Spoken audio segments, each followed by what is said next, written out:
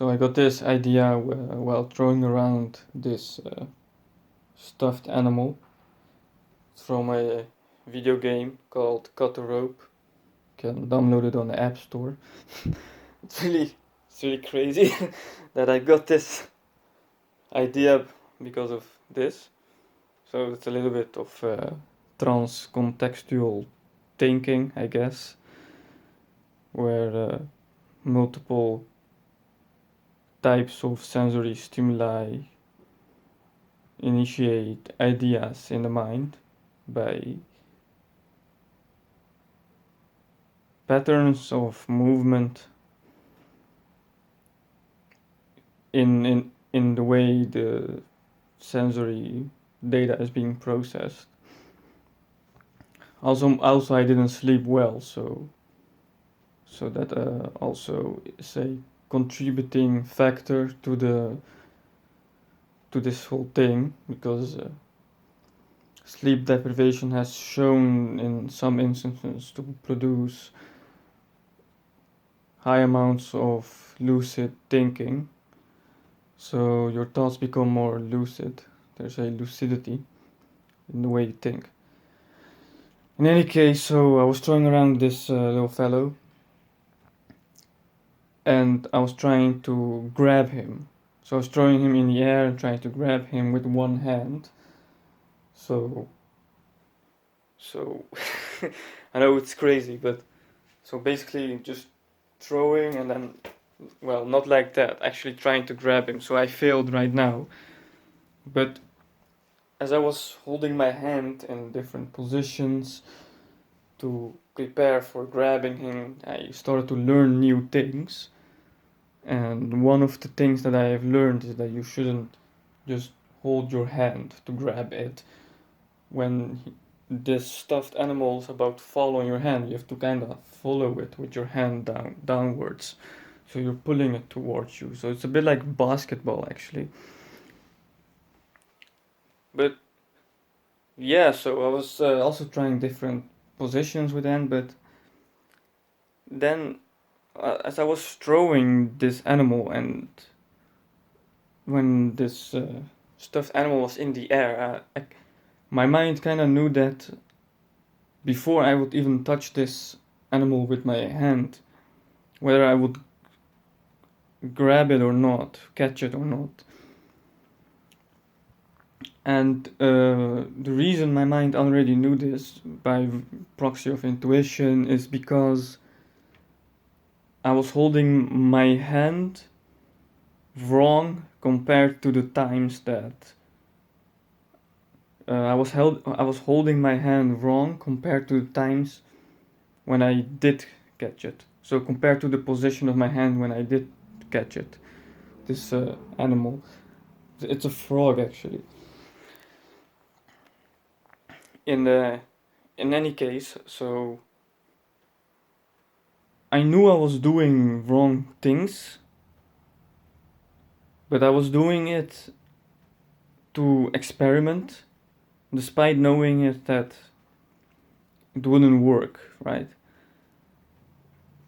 And then I tried to pay consciously attention to mitigate this doing the wrong hand position. But what I'm really trying to say, I was spending more time paying attention to the intuition itself, so I could adjust it before the stuffed animal reached my hand or the space near my hand, right?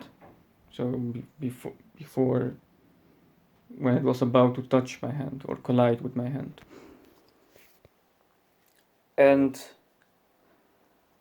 this thing, I think it's really a mental process that is being used all the time, because we are mammals and we have a brain, and we use this brain all day, every day. We use it for a variety of things, for mental tasks, for cognitive tasks. And this phenomenon, I think, happens a lot with people, in the sense that their mind kind of knows already that they are doing something wrong. So it's really an anti intuition mechanism, right? So you aren't trying to predict something that will go right, or you aren't trying to predict an outcome. It's more like your mind is trying to predict that it will go wrong. So you're getting an intuition about that it won't go the way you want it to go, right? So usually you predict how something will happen, and when and what. That's usually how intuition is used. But this type of intuition is predicting that it will not happen the way you want it to happen. And basically, I believe that this is just processing speed. So an example where processing speed is applied is when you're reading, trying to learn things. When you're reading a complex paragraph, so how long does it take you to understand it? From books like, let's see if I have, well, for example, this book here, Introduction to Logic and the Methodology of Deductive Sciences. So it's a science book, hard science book. Well, it's a book that teaches you an instrument that is used in science. So yeah, that's an example of processing speed. And I believe that we make a lot of stupid mistakes because our processing speed may be too slow, because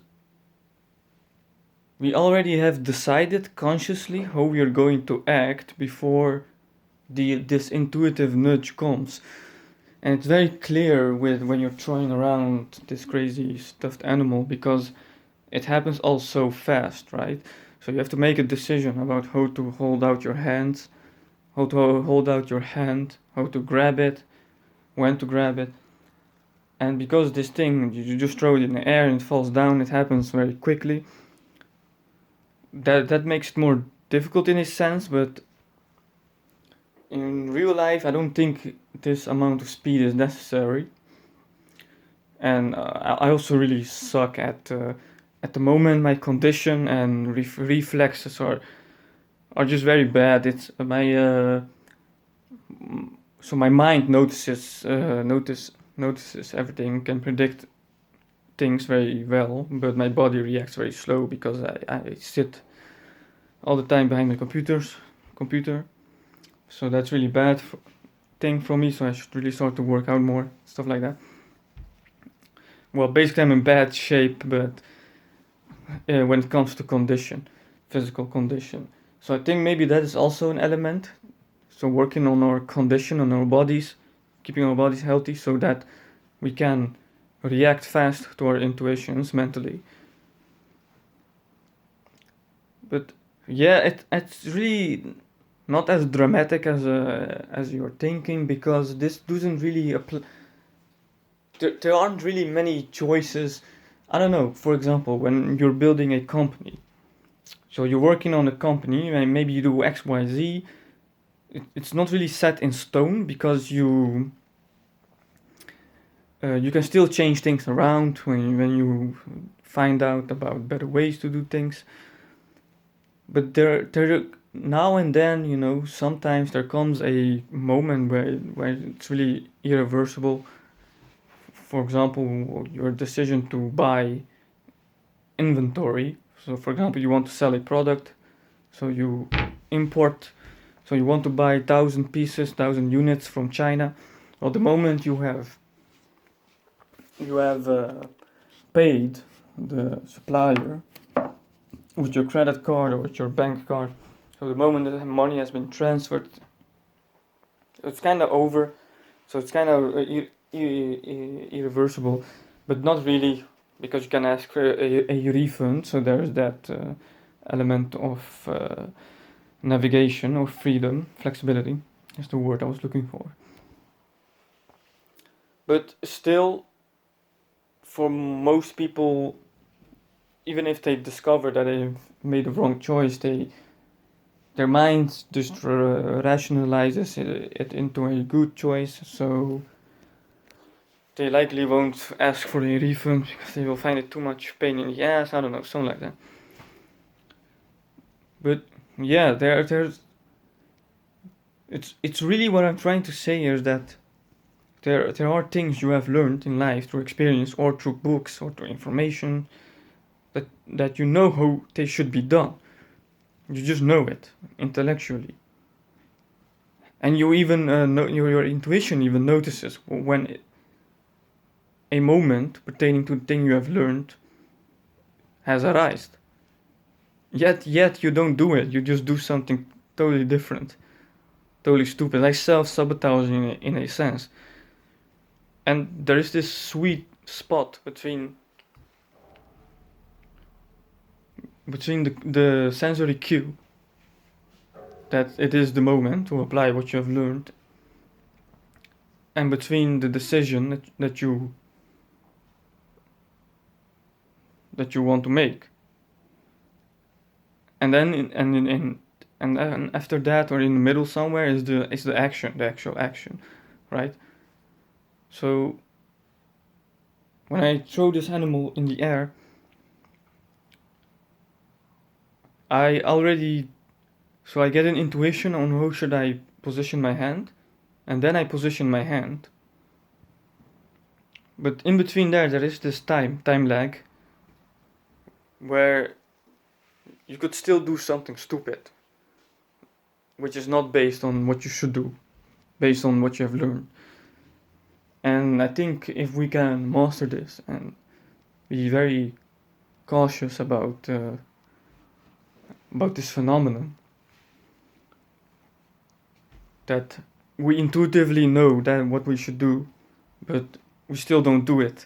We do something different, or I don't know, we just don't trust our intuition maybe, I don't know. Just a crazy idea I want to share, I'm out.